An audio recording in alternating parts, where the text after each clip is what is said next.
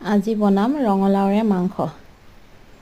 তাৰ কাৰণে কেৰাহীখন গৰম হোৱাৰ পিছত প্ৰয়োজন অনুসৰি তেল দিলোঁ আৰু কালাৰৰ কাৰণে অকণমান চেনি দিছোঁ।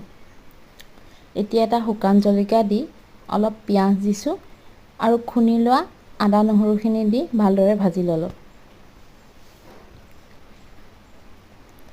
এতিয়া মাংসখিনি দি অলপ লৰাই তাত হালধি আৰু সোৱাদ অনুসৰি নিমখ দিলোঁ আৰু এতিয়া অলপ ভাজি ভালদৰে সিজিবৰ কাৰণে ঢাকি দিলোঁ।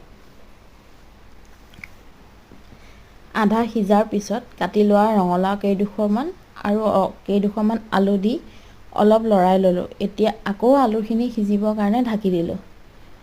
এতিয়া অলপ বিলাহী আৰু প্ৰয়োজন অনুসৰি মছলা দি ভালদৰে ভাজি তাত অলপ গৰম পানী দি ভালদৰে উতল আহিবলৈ দিলোঁ আৰু এতিয়া আমাৰ মাংস ৰেডি।